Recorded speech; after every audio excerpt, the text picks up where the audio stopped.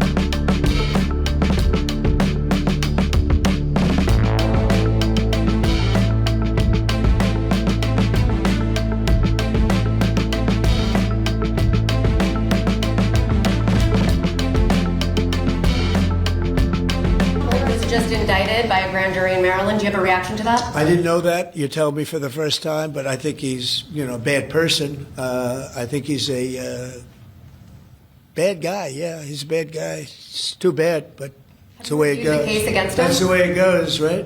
That's the way it goes. Will I what? Have you reviewed the case against him? No, I haven't. But I just think he's a bad person. Okay. That he's gone. But all Trump wanted to do was talk about trade. The bigger strategic picture was lost. I think he's just done it again by sanctioning India for purchasing Russian oil and gas. Didn't sanction Russia. Didn't sanction Russia, but sanctioned India and didn't sanction China, which has significantly greater purchases of oil and gas than India did.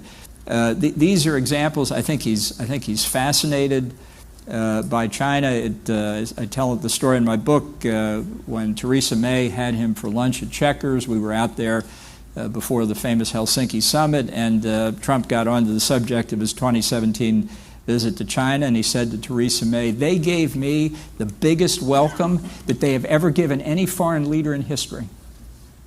And you just sit there and say, what do you say after that? That's what he's looking for. And well, I think that's the best way to deal with somebody like Trump. If you take the bait and get into a public back and forth with him, it's not going to make things any easier. I think there was a lot of concern in Washington that the two tariff issues combined with Trump taking credit for bringing peace to India and Pakistan after the last terrorist attack in Kashmir was inappropriate. I think India's interest long term lies in reducing ties with Russia militarily and economically, because Russia is increasingly in an axis with China. Putin and Xi Jinping have talked about a partnership without limits. And so even when Prime Minister Modi goes to Beijing and shakes hands with Putin and Xi and Kim Jong-un, that's a signal to Washington. Everybody saw those pictures, but it's not a long-term strategy for India. So it's consistent with what I said before, that Trump's term only lasts 3.5 years. We know it's coming to an end. And so the objective should be continue to try and make progress, minimize the amount of damage that's done, and then work to fix the damage once his term is over. And I think for that, a long-term perspective and a certain willingness to put up with conduct that you don't appreciate very much, but which is unique to one person, not to the entire American people, would be worth keeping in mind.